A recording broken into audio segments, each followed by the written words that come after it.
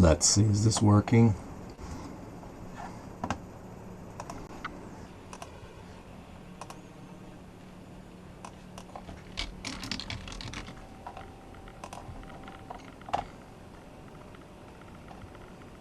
Good day. Yeah, let's see, can you hear me?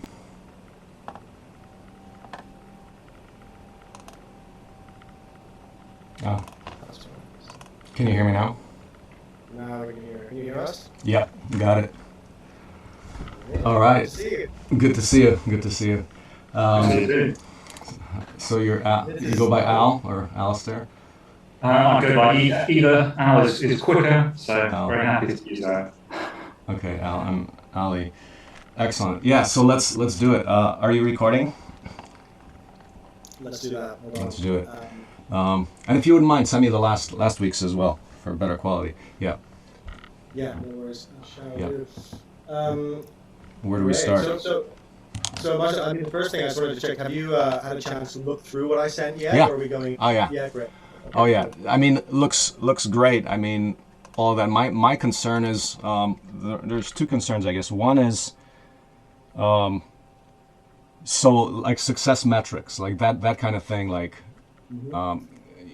you know, because your proposal says I would like to have more clarity on what we can expect from the campaign, and perhaps even as we go forward. So one part is discovery.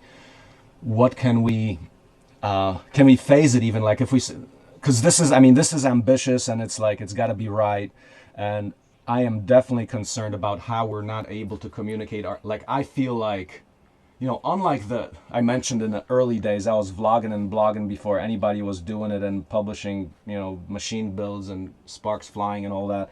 And it was great. But I mean, at this point, it's like, I feel like I lost it, you know what I mean?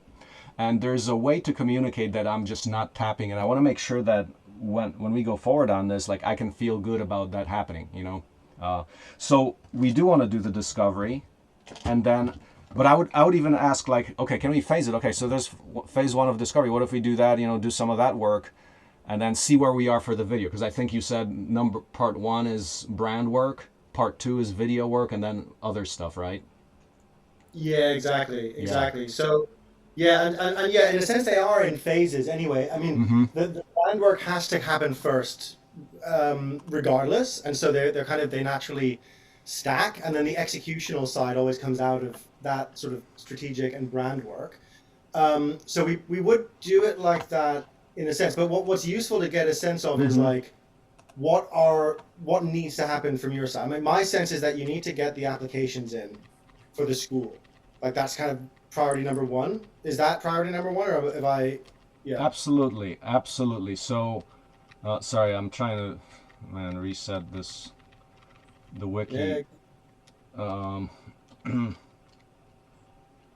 hold on, just a sec, real quick. Sorry about that, but yeah, take your I time. got a sudo reboot on the back end because the wiki went down. We're actually see that I guess that's kind of representative part of the issues. We're working on a lot of fronts. So the back end, which we're basically transitioning to a new server. We're on Hetzner, all self-hosted, so we're figuring out how to do it in an easy way. Looks like we're kind of migrating away from just like the plain sysadmin and just doing more turnkey packages like Docker or other things. But that's that. On the land here, it's about building infrastructure, you know, right? Yeah. On the curriculum front, it's about building all that up. I mean, I've got, you know, hundreds or thousands of pages of so-called curriculum, but it's all about organizing that, etc. About buying equipment for the program, such as, hey, a sawmill can reduce about $20,000 in materials per house build. Let's do it. You know, making decisions like that. And also on the ground here, it's interesting developments. We came into contact with a group which is seemingly on the opposite end, but it's like people talk about connecting arts and heart. It happens that there's a group like in our town, like right outside of town, that are basically creating somewhat of similar nature of immersion education around the arts to build character and Yeah. so forth. So they're coming at totally not from the tech, but from the art side, And actually, they've got a lot of people, a lot of following. So we're collaborating. We're going to help them build infrastructure. So that's happening. All these things are happening. And also they've got a lot of young people that are interested in this. Like, so we went to a meeting on Saturday, and wow, I could not believe the reception. Like for example, when I mentioned open source civilization to one lady, I mean, she almost cried. It was so impactful for a lot of people there. So. It was just amazing. I was blown away. I didn't want to leave. And it's like, it's right in our, Trump country, backwoods Missouri. I mean, I couldn't believe it. So anyway, that's right. But the main thing is, yes, the program starts September 1. And that's the number one thing. And that's where we need bodies. And that's the number one thing. But also as we go forward, the thing that comes immediately to my mind, just like I did in the early days, I need to be on top of the messaging where it's easy and engaging at all times. And you know how there's a dilemma between, okay, how much do you prepare versus shoot off the cuff? But I believe I can once again get to the state of total excitement or sharing that with others in terms of, okay, here's these radical product ecologies and ways to build things and build things rapidly, open source spaceships and go to the stars, like really with the technical and with the modular design around that, the global village construction set around it. So for us, it's not just, we're not just talking about ideas like all the futurist guys. We're saying, okay, here's the discussion, but what are we doing tomorrow and how are we open sourcing machines and open sourcing business models to do this, right? Yeah, which is amazing, man, because you can show it, touch it, feel it, give people an experience, film something, spread the news. I mean, so... So in terms of phase, there's two aspects. That's just one thing I just want to pick up on from what you said to see if this is accurate. Like, my sense of where you're at as a organization is that you're now making this big transition from you've been speaking to the world. You have the TED Talk. People have been interested. But my sense is that a lot of your audience and a lot of people who really get it have been, let's say, early adopters. That they're familiar with the ideas, and you can talk to them in language that you can't talk to others in. Like when my book came out, which is about psychedelic science, I did like a radio show, and I was thinking, even though I'd written a popular science book, I was like, okay, I think I've boiled it down as simply as possible. I was sort of astonished to be like, oh, actually, I would know way more about this stuff than the general public, and I actually have to figure out a whole new way of boiling it down to simple. That's kind of what the brand process and the messaging process is kind of key for that. But you're right, I think, in the sense that what Al and I talked about is that in the future, we think there's a much bigger process that could happen around that, which could also be maybe even change your logo, maybe you figure out a whole brand architecture. I think initially, what we're thinking is that we begin that process with a good enough and strong, good foundation that we think is going to be solid.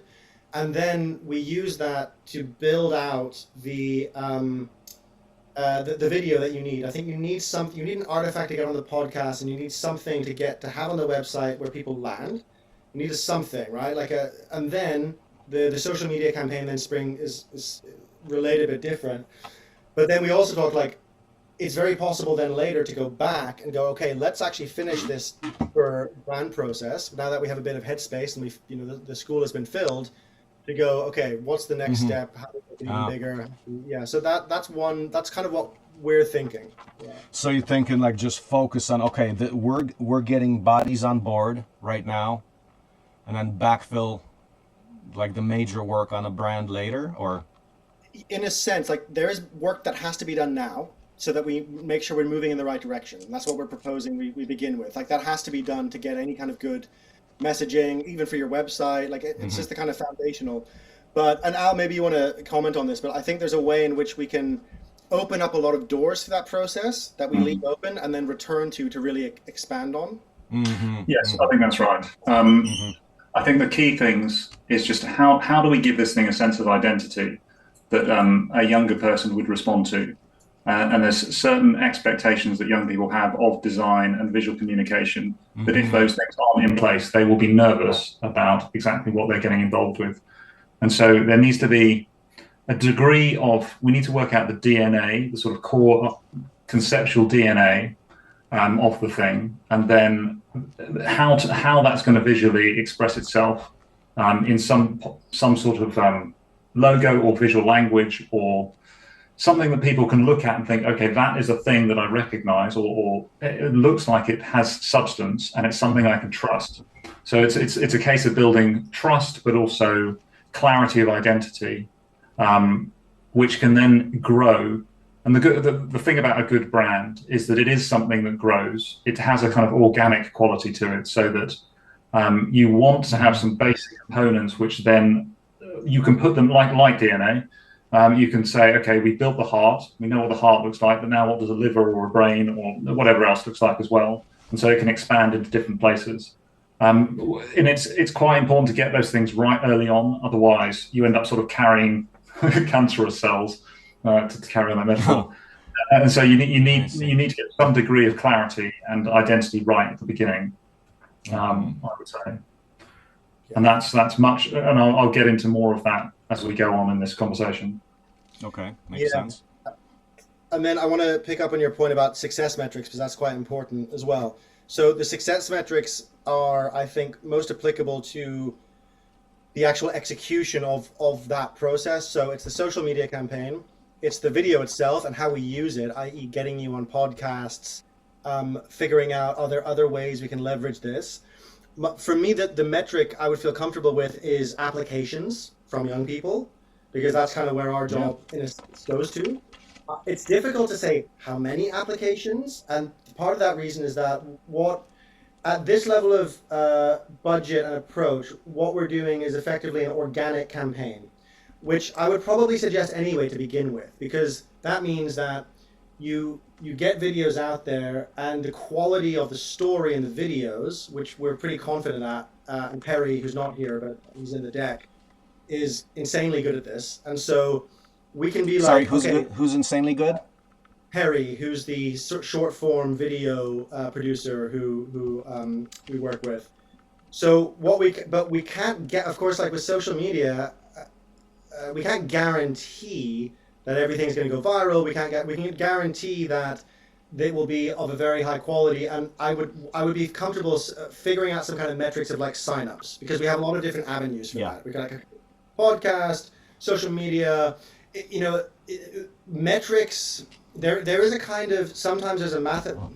Okay, let me rewind. So when you're selling, there's people who sell like these little like solar moon lamps on Instagram, right? Which I bought one time after a few beers, and like it came in much smaller than I expected, but it's pretty cool. I like it, right? So that's the kind of thing where you're selling a thing. It's got a fixed value of like $20, and you can be reasonably sure, if you know people want to buy it, that you can put £10,000 or $10,000 of paid ad spend behind it on Instagram and TikTok, and you will get a certain amount of sales. And then people who do this kind of that kind of marketing, they're effectively tinkering constantly with, let's do a different thumbnail.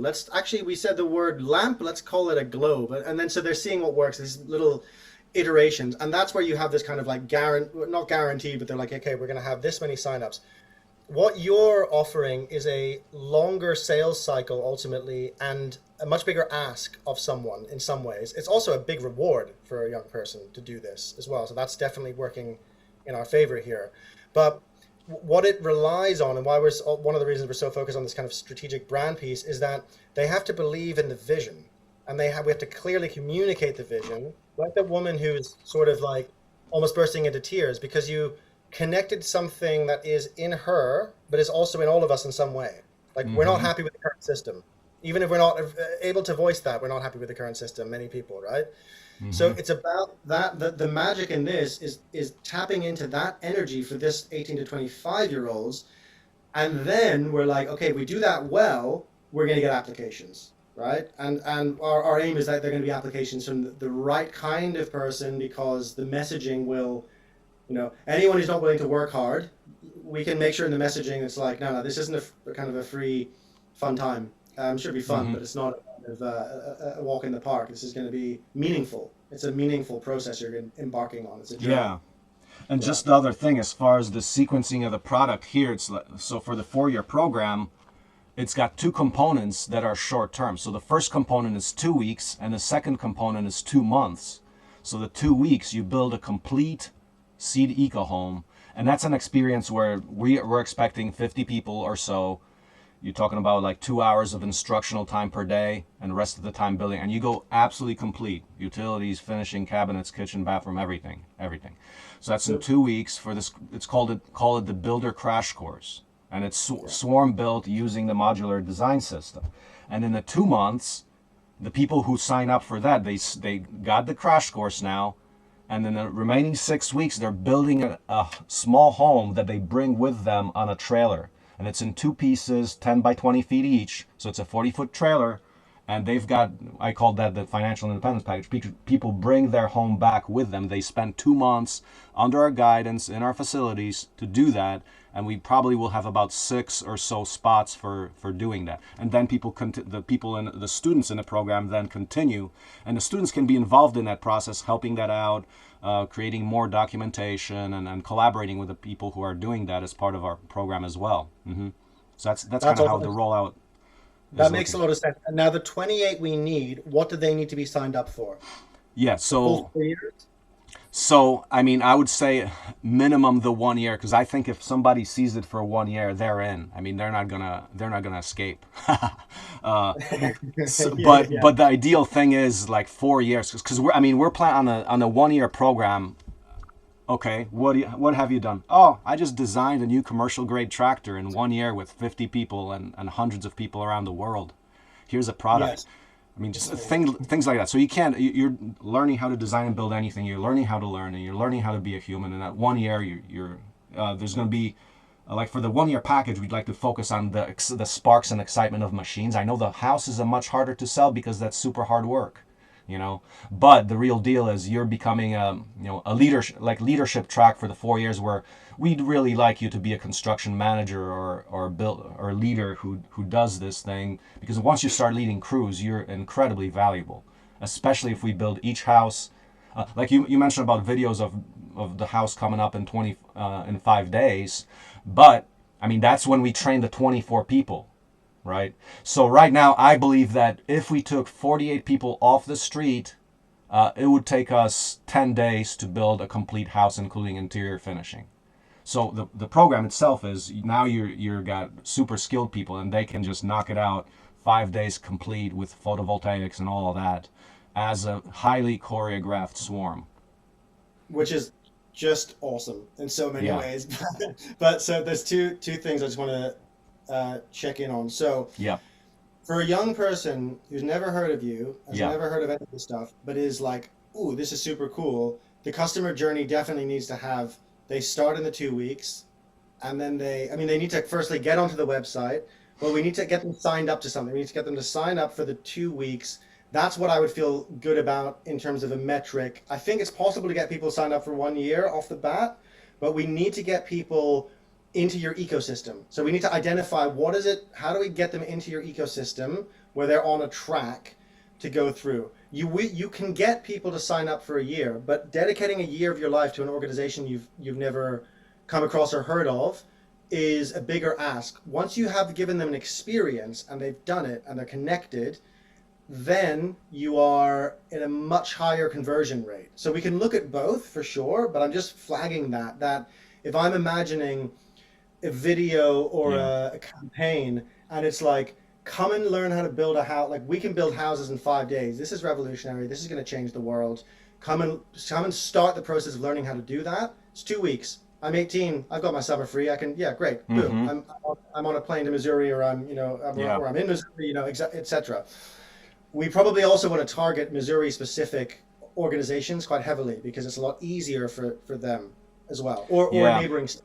Right? I ended up looking up the homeschool movement across the world. It turns out that America is way outlier. It's got 6% of the people in this country are homeschooled. 1 in 16 children. Amazing. I looked at Germany. It's illegal. UK, it's like 1%. Poland, it's 0.2% where I come from. So, I mean, we've got this, and that's exactly what I've seen at the meeting last Saturday. Here, there were a lot of young people who were the mothers. This was a Mothers of Influence kind of a program, I mean, they were like, wow, this is amazing. My son needs to be in there. Or my daughter. I mean, there was a builder mom, and her daughter knows how to use power tools, and she's like, okay, she needs to be in here. So that kind of demographic, I think, is right on. Yeah, that's great. Yeah, and what we'd do, I mean, that would just be part of that executional phase where we would go, okay, look, we're going to put it Instagram, TikTok, we're going to have on the website. How do we take the hero film from the website and get it in front of these different organizations? That we can do fairly easily. We just have a researcher, we do some research, we just go, okay, also neighboring states, like what's the home, all these different movements. Good part is actually we do have a deep connection into that. The guy who runs the program and the other program in this town here, it's called Belam, like a good heart, good spirit. But that program, he's well connected to the homeschooling network since they homeschool themselves. So we do have excellent channels for that. Great.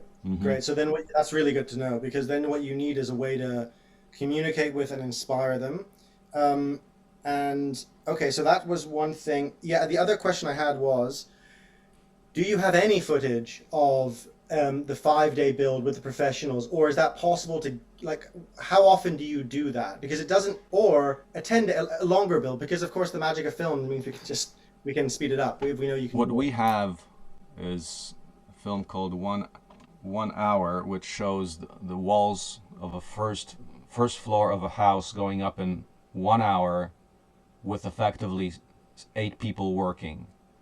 It's a nice, okay. It's decent quality. We've got from the build of this house here, we've got footage, and it's largely from like GoPro cams, so the quality isn't the great. I can send you that link to that. But we have this whole house coming up in 5 days. So just to clarify, the 5 days with a pro team, that has never happened. We never had a pro team. This is what we're creating. We did have this house, 48 people, 5 days for everything, including the photovoltaics, but not the interior.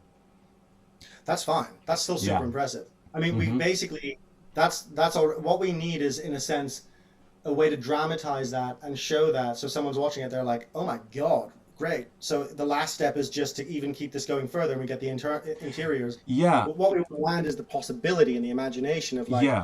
Yeah, exactly. If someone's familiar with that story and they see that, they're like, wait a minute, this has deep possibility.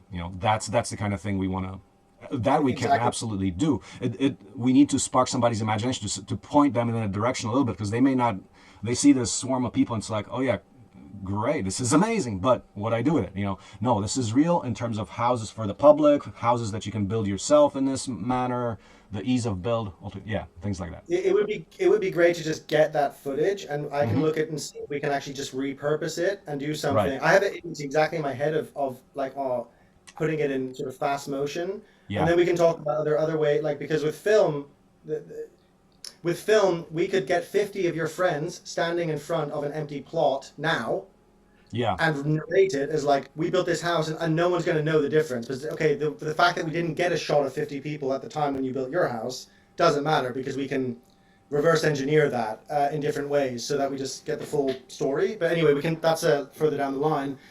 I wonder if it's useful to go through the process we're suggesting, and maybe Al, to hand over to Al, just to give a sense of like what that kind of initial brand strategy process looks like, and the why behind it. Yep, please. Right. So I'm going to get less into the exact process of what we would be doing, and more into just giving a context for the sort of how we would think about this project. I'm just going to. Do you want me to make you Can I share? Yep, there you go. Brilliant.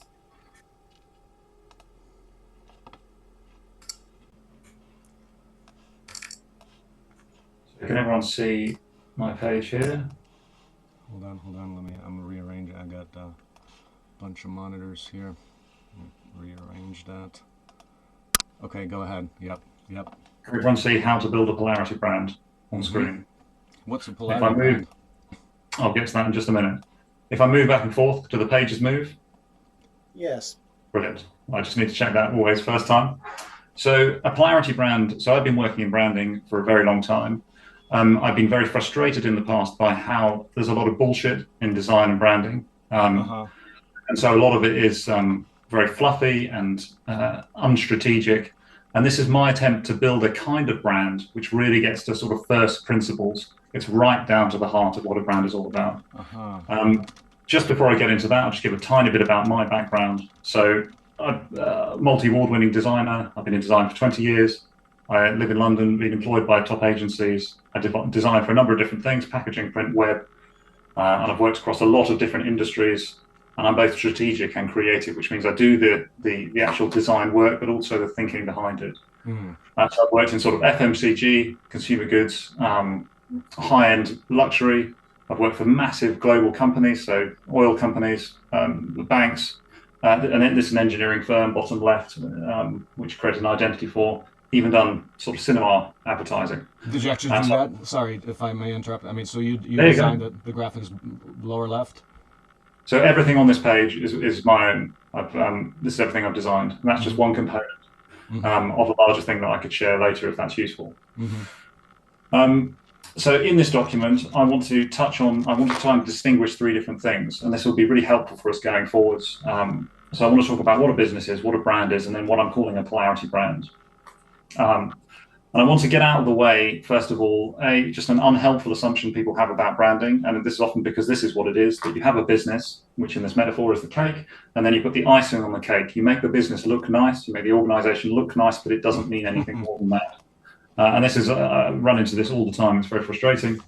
I would say that a business or an organization is what you do, whereas a brand, and so what that would be the goods, the services, the advertising, the operations, culture, finance, all of those things that you do as an organization or a business. And then the brand is the why you do it. And that includes the business as the expression. And it's the expression of a core idea or value that you have or believe in, or it might be a number of these things. And it's the total, the total. The idea is the generating force that gives rise to everything else. Then it becomes a brand rather than just a business selling stuff. And so businesses make material things, brands make meaning. And that's the really key thing. And so if you're Nike, yes, as a business you make shoes, but really what you're selling is victory, is success, is winning. And that's why people buy into all the stuff, is because the meaning that comes behind that. If you're Apple, you make devices, but really what you're about, or at least they used to be about until they've kind of gone off the rails a bit, was about thinking differently, about innovating in a way that no one else had done that before. That was the excitement and the thrill for anyone who's buying into Apple products. And this matters because what people ultimately want is meaning rather than things. And those things are just a vehicle for that meaning. So that's just very quickly overview of a business and brand. And the polarity brand. So there's a small number of businesses or brands that have recognized that there's a particular way that meaning works. And that particular way is that a compelling why arises out of a conflict between ideas or values that are opposed to each other, or at least appear to be opposed to each other. And so my favorite example of this, again, this is a business, as brands develop, they often stagnate. But early on, Airbnb, which is this company, were particularly good in this department. So on the surface, Airbnb, what do? They're a platform which allows you to have access to lots of different properties around the world. They promise you that these are unique and exotic and exciting, and that just the range of things you could choose is remarkable. But really, what are they all about? Well, their belief statement is that we believe in a world where people can belong anywhere. Now, if you think about belonging, it's in a particular place, a local thing, it's with people you know. Anywhere is the opposite of that. And so if you go anywhere, you don't belong. And yet they are providing a service where those two ideas come together and are held together. And it's the fight between those two ideas, and it's the holding the tension of that whilst also, so letting them go out, pushing them out, whilst also pulling them in, becomes the entire value of everything that they do. So they can make you as a customer feel like you live in a place for a little while. And this isn't just the service, it comes through everything that they do. So the advertising on the right, this is again like a little bit of the DNA put into the advertising context. So you live there, even if it's just for a night. And so you've got this something about the temporary and the permanent working against each other. but this comes through in the way that they encourage hosts to create decor. It comes through in the way that the design, where they've got a lot of different icons, but they all have a friendliness, a warmth, and a care to them. And then it comes through in the platform as well. And so what you've got is you've got all these different parts of the business, but they're coming from this one core idea, which is actually a fight between two different ideas. So you could think of that. So Airbnb very explicitly, I belong anywhere. This is their slogan as well as their platform. But then you get other companies like Tesla, and Tesla don't have they don't particularly go out of their way to say, we have these opposite ideas and we bring them together. And yet on the one hand, they are trying to be very sustainable. And on the other hand, they're trying to be luxury. And so this idea of sustainable luxury, even though it's implicit rather than explicit, is absolutely core to everything that they do. Now, some businesses, they start off thinking very much like a business and end up in a more sort of polarity, polar situation. And so this is an English brand. I don't know if you have it in the US, but they started life thinking, okay, we're about washing clothes and making them white. So they're a business selling a product or a service. Then as they went on, they began to realize that actually washing has to do with caring. And so they began to think, okay, a little more socially, we wash white, we wash whiter, and we have some sort of care for the customers that are buying into us. So they become a brand that's selling meaning. And then today, their slogan is "Dirt is good." And if you think about that from a cleaning perspective, why is dirt good? Because you're trying to get rid of dirt if you are a detergent. But actually, if you can make something very clean, then you can allow children, particularly children, to get very dirty. And if they can get very dirty, then they can play, they can have a childhood, they can be free. And so this becomes not only a meaning, but it becomes a paradigm shift in people's minds. And it becomes a very powerful thing that they can own and that they can use as a platform. And so and that's exactly what they've done. So they've created the Dirt is Good Academy. They've used it in their sponsorship of sports. They created a school project. Even this very strange advert at the bottom where it's got a convict or a prison inmate and then a child. They get into talking about how children now spend less time outdoors than the prison inmates. So they get into the discussion about screens. They've also, on the subject of screens, they've also got an app which you can use to go out and explore the wide world. Now, regardless of whether anyone thinks this is genuinely meaningful or they're doing this with genuine reason, you can imagine how powerful this could be if you really hold ideas truly and really want to put them out into the world in a meaningful way. How powerful this can be. Yeah. So an example of projects I worked on years ago. So this was for a company that produced sailing components. So it was life jackets and then boat parts. And we found that there was this tension in what they were doing, that their customers wanted to have some sort of challenge, but they also wanted to be safe. And this was the sort of paradox that they were dealing with. And so we realized that, well, if this company is able to make you really safe, then a bit like Dirt is Good, that means that you as the customer can take major risks. And then this becomes a platform. So it became a platform of what we were doing, of just a way of showing imagery, a way of talking. So there's no such thing as bad weather, only unsuitable kit. We're risk averse, so you don't have to be. And so there's within all the communication, there's this fight, and it gets attention, but it doesn't get attention in just a way that once they grabbed your attention, then they're using that. It's actually true to the core of everything that they're doing. I worked for a school recently that were producing an online school, and again they were trying to work out what values it is that they brought that their customer was interested in, and they realised that if you're homeschooling, which would be many of the users, they'd be homeschooling and then using some of this as a bit of a service whilst they're doing other things. They're providing structure because they're an established school with a really good history and pedigree, and that they're providing the structure and there's timetables and a good curriculum, which means that then the families and their children can travel, can have that schedule on their own time frame, and so then that became the platform for everything else. Or the platform itself became Learning Unleashed. And so at the top you had the school, and then at the bottom you had all the other things that you could do in life whilst also having this school relationship. And that gave I designed the main logo and then the home education logo, which was taking that school context but putting it in a different place. That produced copy lines like school terms on your terms. and we're now using the house to express this idea. It becomes not only a place where it's not a constraining thing, but it's a portal through to something else. And then also this shape can become a dynamic thing where it becomes arrows upwards, the kids moving forward and progressing, even though it's in a context which otherwise might be considered a negative one. And this is your work. This is all my work. This is all my work. Yep. And so in these, what we're doing, what's happening in this situation is the customer's value. So they're trying to pull these two different things together. They're trying to have the structure on the one hand, and then yet they're also trying to be free. So they're holding that tension.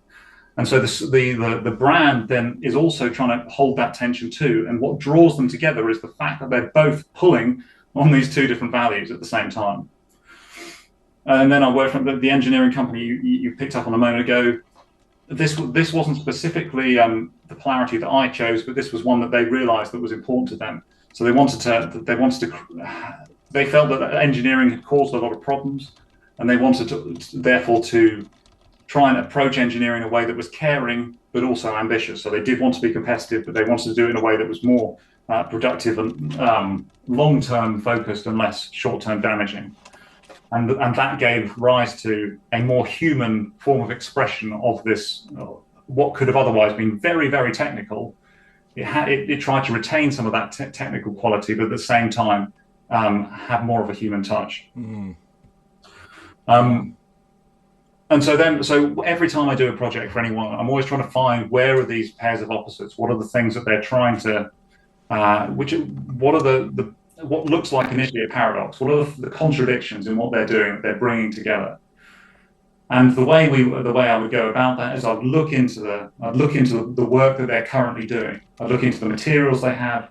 Like Ali said, we do a workshop and try and find these pairs of opposites. And then often you end up with quite a lot of these things. But there'll be one in there that's the most important, that sits at the top of the hierarchy, which is the one that binds everything together.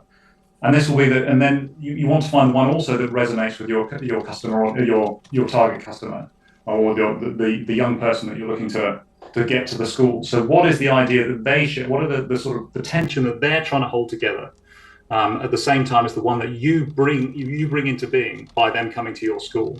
And so that's what we're looking for. And then we'd be taking that and be putting that back in to everything that you do.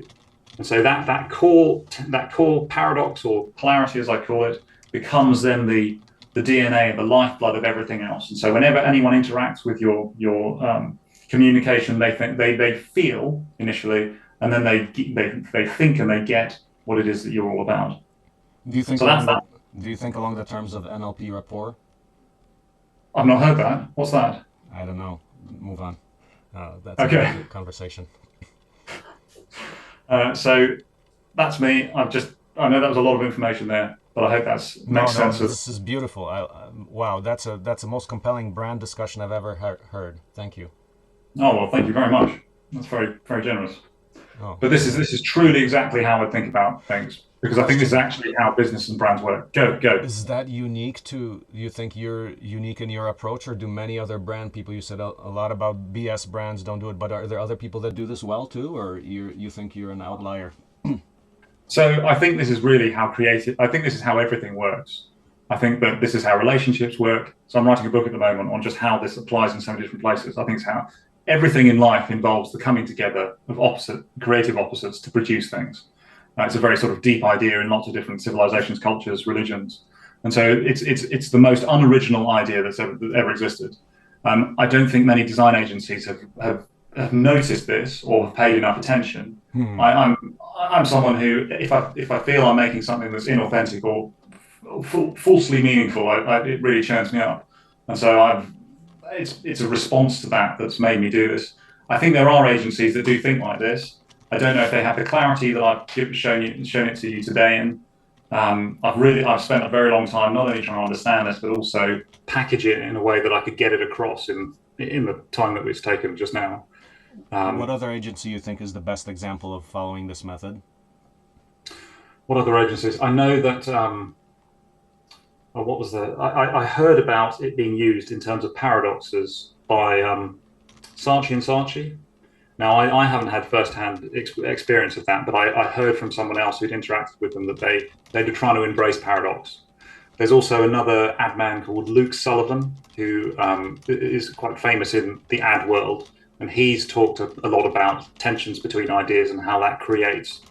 I mean, he's thinking very much from an advertising point of view, so how to get people's attention. I don't know if he's dug deeply enough into it to realize that actually that's how a business or a brand really actually works. I think it's more from a sort of just grabbing attention. But I it's kind of in just all really good creativity. Every really good piece of creativity works like this. So it's absolutely not original to me. Ali, are you on mute? You might be on mute. Sorry, yeah. No, I worked in how many brand strategy and design agents? Probably 5 or 6 different agencies. And my experience is usually that there were different ideas and different approaches, but actually they were all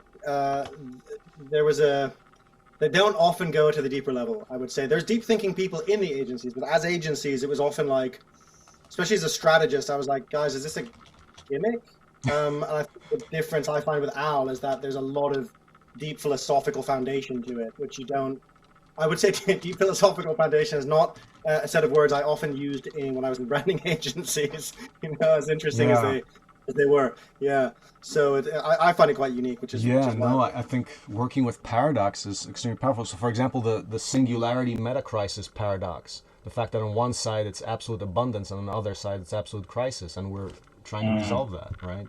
Yeah. And there's when Al and I had a few early conversations about at OSD, we were thinking also there's this a sense of thriving and sort of degrowth. People are like, well, we're going to thrive, we're going to be sustainable, it's going to be like, we're going to be Amish again, and we're not going to have anything that allows us to thrive.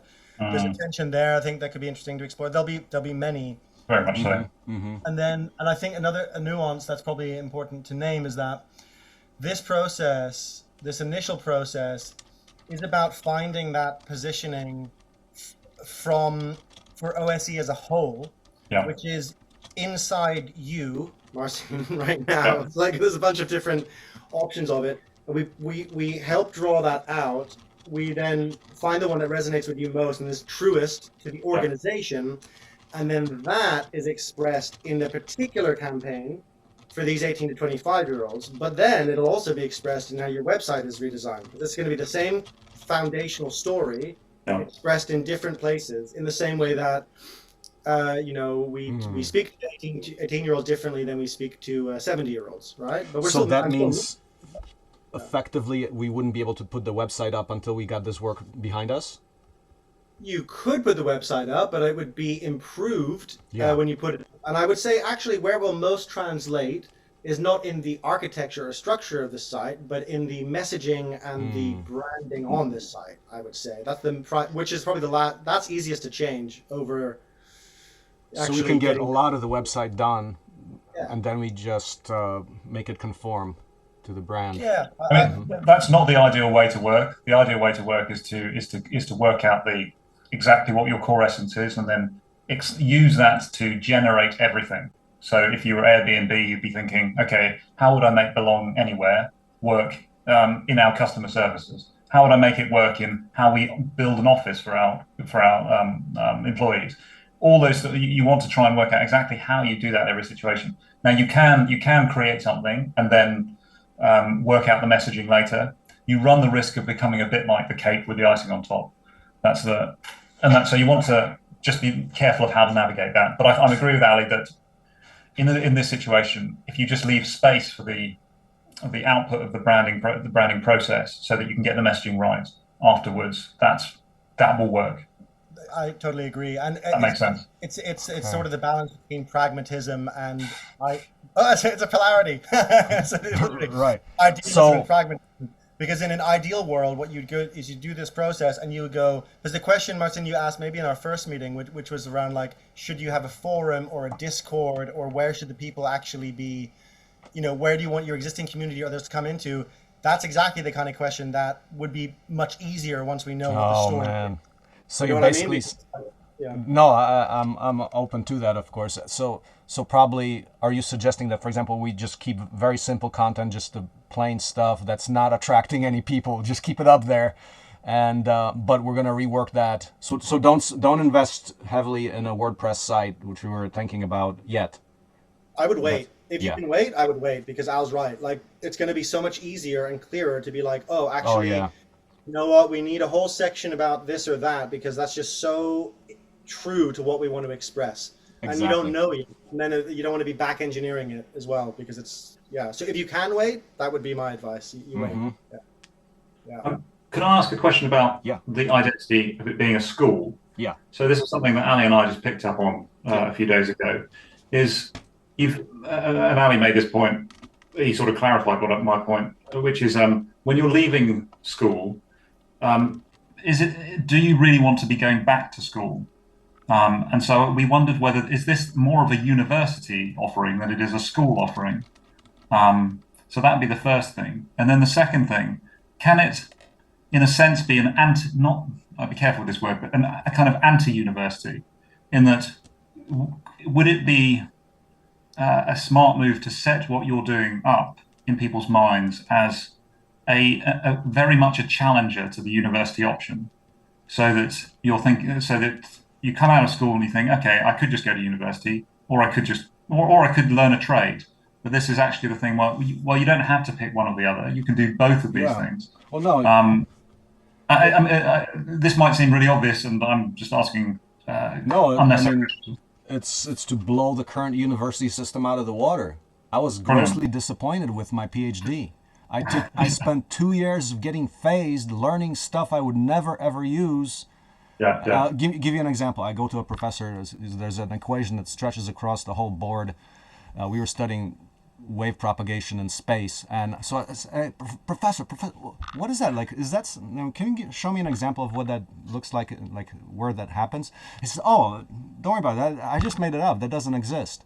So that's what I was going through for 2 full years out of my PhD. So imagine if you could take that time and you're actually being productive and you're learning good things. And that's why I think we can blow the university out of the water, in the sense that, imagine if the experience was structured for plain, unleashed learning. And why I say that is because in school, you will not learn anything.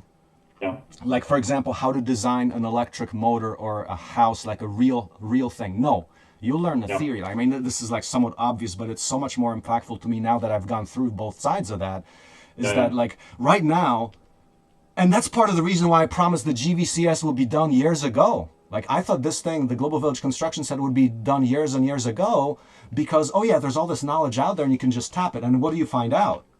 Oh, anything that's actually works is proprietary.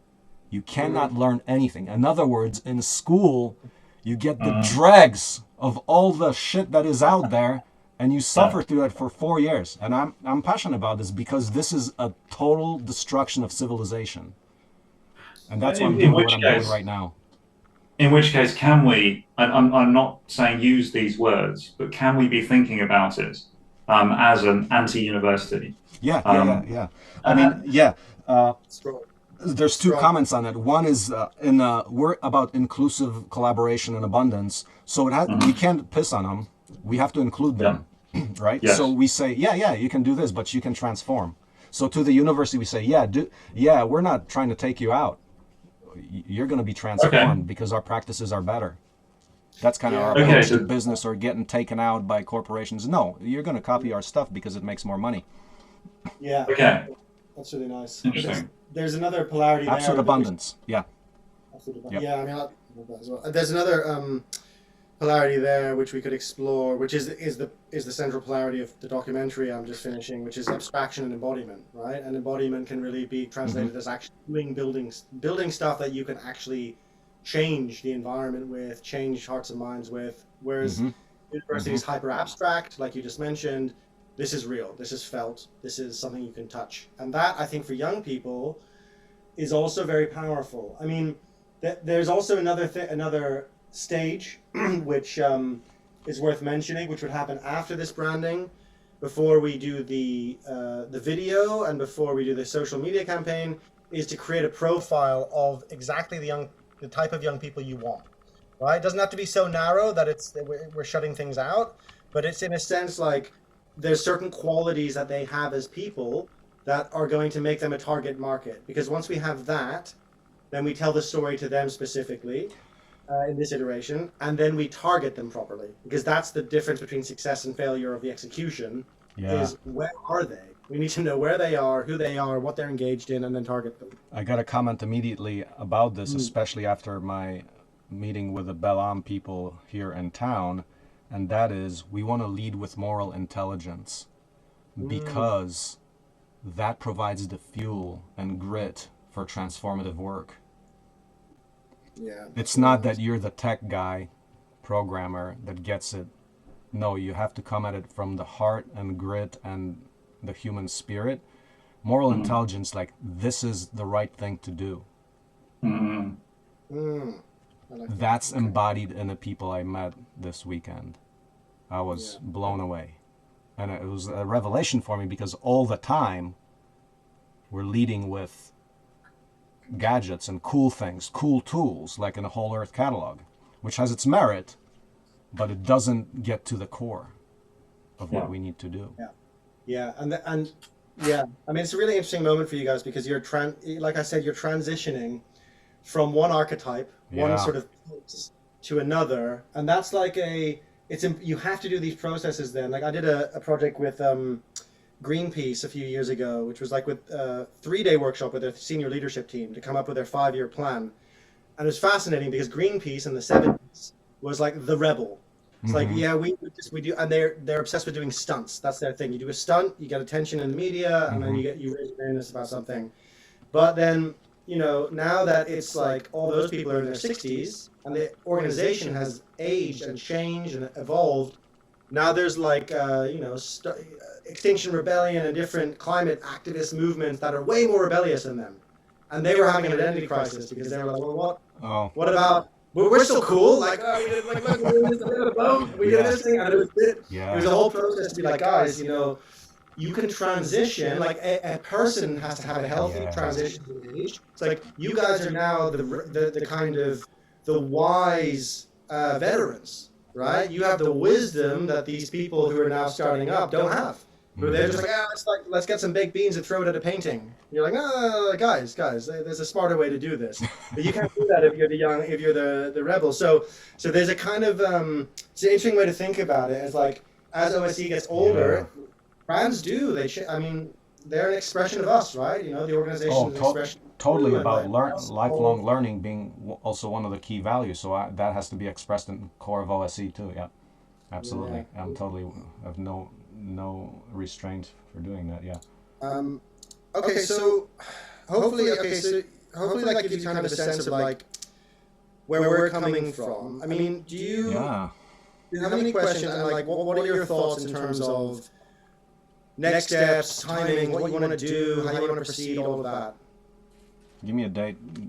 Give me till tomorrow to think about it. But right now, I can say immediately that this is this was right on. I think this is what you expressed sounds very logical to me. There sounds like there's a good strategy and structure for moving forward.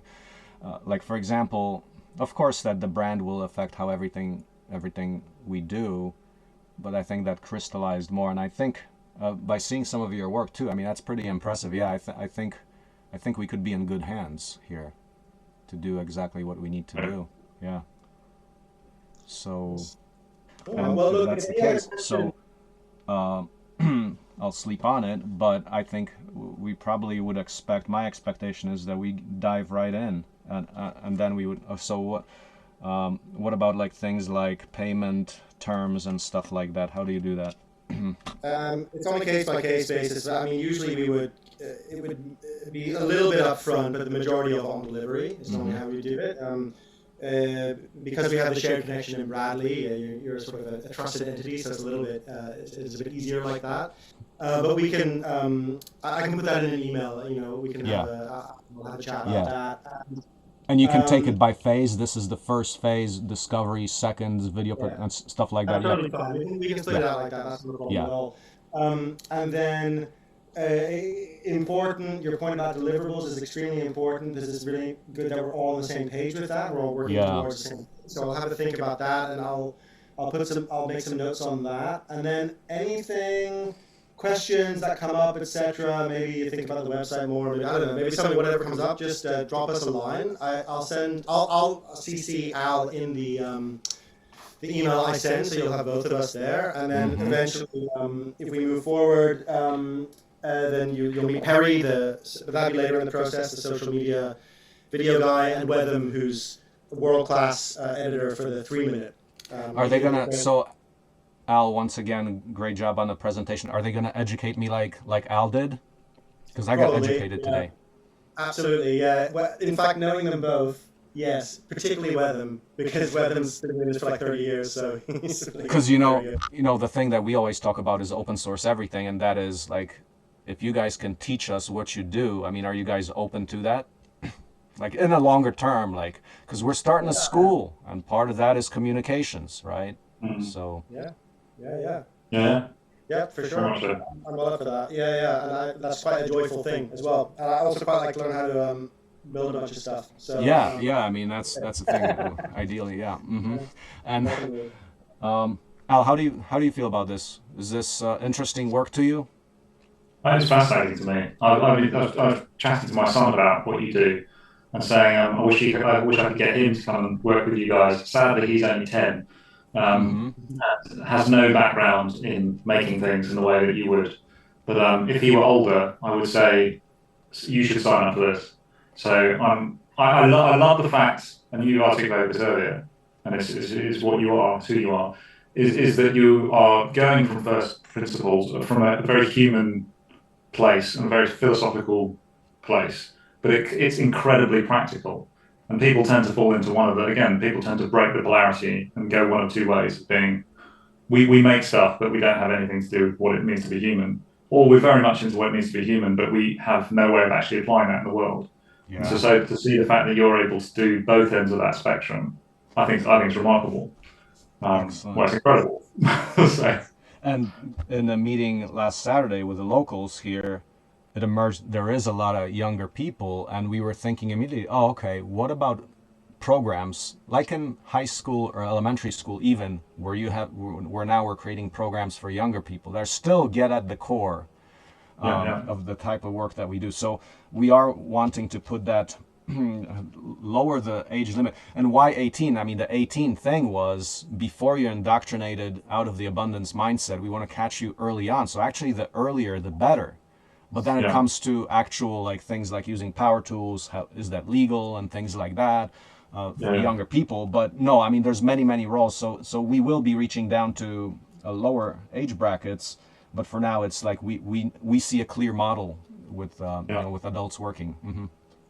You're absolutely right to target that group as well, because also you will have advocates and ambassadors and people who really get it and they lived and breathed it, and that's beautiful, right? It's great. You kind of have that core of a community which is very strong, and I think that's really central to everything you're doing and is essential to do. It's like it's essential to make it work. You need I think the first conversation we had was that. It's like you need people who can collaborate in a genuine, authentic way with each other to build anything. Yeah. So that's I think it's super exciting for me, man. It's this is good. Meaningful. Yeah. So if we do all go forward, when would you guys be available to meet for now? I guess a longer the next thing would be like a longer session of a couple hours or something, or? Yes. Yeah. So, I mean, a lot of the work I've tended to do would be me doing my own detective work and trying to find. So the process is always some form of you go through the work that someone's got, or you interview them. And draw and try and find where things seem to contradict. Then you look under that contradiction to find the pair of opposite ideas. You put those together you put them together. You collect all of those. You work out how they relate to each other and which is most important.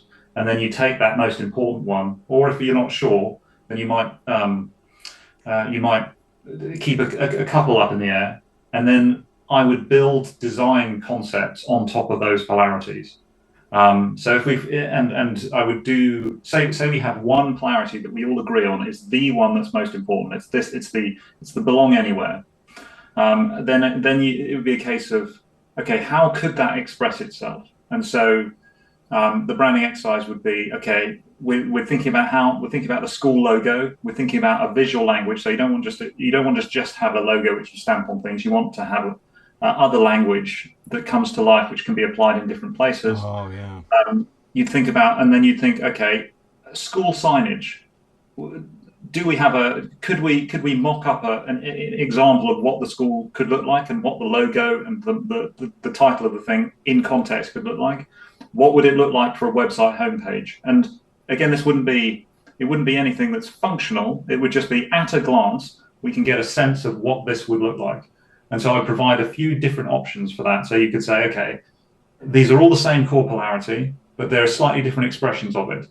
And the reasons for those different expressions might be we're trying to go for a certain type of young person, or it might be for another slightly different personality, or we're trying to think of something which stretches across open source ecology and the school, and we need to sort of take into account the difference between those two things. But it would be, as Ali was saying, it would be very much, what's the core polarity of open source ecology itself, and then how do you take that and put it in a school context? Ideally, what we'd like to, as Ali said, what we'd like to do is think about the entire thing of open source ecology as a whole. But for the moment, we do the theory behind open source ecology, and then one application into the school. And then there'd be lots of other applications, which could be down the line in the school. It could be open source ecology's various different expressions of that polarity. But for now, it would just be in that one context. What do we need? What's the minimum product we need in order for Ali and the rest of the team to go forward and take those core ingredients and say, this is what it's going to be like in this context. And I think probably, does that make sense? Yes. Yeah, for me too. I mean, basically, practically, in terms of when our kickoff meeting would be, I mean, once we got everything in place and we agreed, I mean, we could probably do an initial kickoff with starting that process. I mean, I don't know about what your schedule is like, Al, but certainly next week at some point, so that we have that. Yeah, possibly. Let's chat offline and work some things out. But I'm aware that there's time pressure for September. Yeah. Something we're aware of. And other thing also, like if you generate the assets, AI can help to communicate that to different audience archetypes too, right? Do you think like that? Yeah, possibly. I mean, in a way, yes. Like probably more for my side of this than Al's, in the sense that that's what I would be looking at in this process is, what are the different audiences? Who's your legacy audience, right? Like, what are their different profiles in there? Because frankly, also some of their children might be our target market, right? So we want to get a sense of that.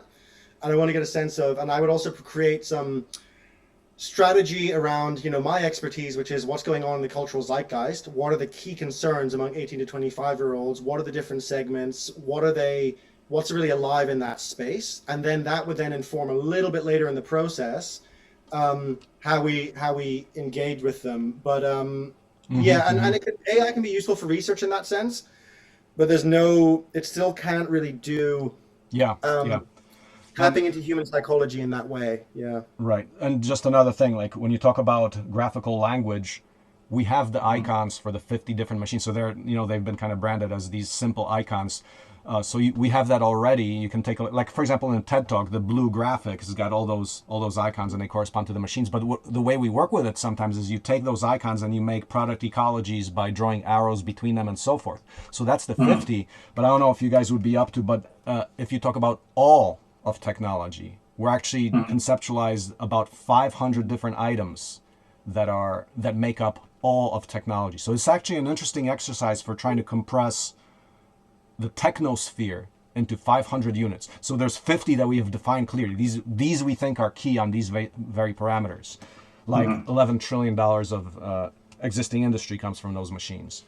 And then there's 500 that's everything. That includes air bearings for rockets and turbine engines and semiconductors and stuff. So now one of the things that's important in design often is moving away from is how to symbolize things as much as it is to have detailed drawings of them. So I've seen some of your video work, and I've seen some technical drawings. Some of them seem too complex for a sort of brand language. This is just my off the cuff feeling. Yeah, but the kind of flavor like Ali you did in your proposal, those kinds of graphics, those crazy ones that are very creative, like the graphics on the right hand side of all your in the proposal, that kind of stuff where you have simple lines representing different machines or different modules, like that was interesting. I saw that. Wow, this is some cool art here. It relates to us because it was actually meaningful and like that kind of technical feel and expanded mind feel. It's a great example of Al made the brand of Kainos as well, and so once you have the brand, the assets, then the Kainos logo is line art, right? And so then I generate and create a bunch of line art of the right color scheme and texture, and then also figure out like how is this representing that. So that's a nice kind of example of whatever icons you end up creating, they're going to come directly from the story, and they're going to like the Airbnb example, they feel seamless. And it eventually gets to the point. In fact, Al, you made a whole bunch of icons for Rebel Wisdom, in fact, that we used all the time. Yes. Right?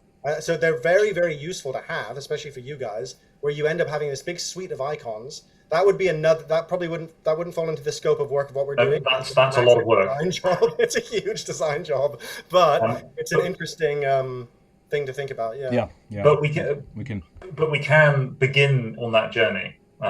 So we can produce icons that are relevant to the communication we need right now, and then it could be something that grows in future.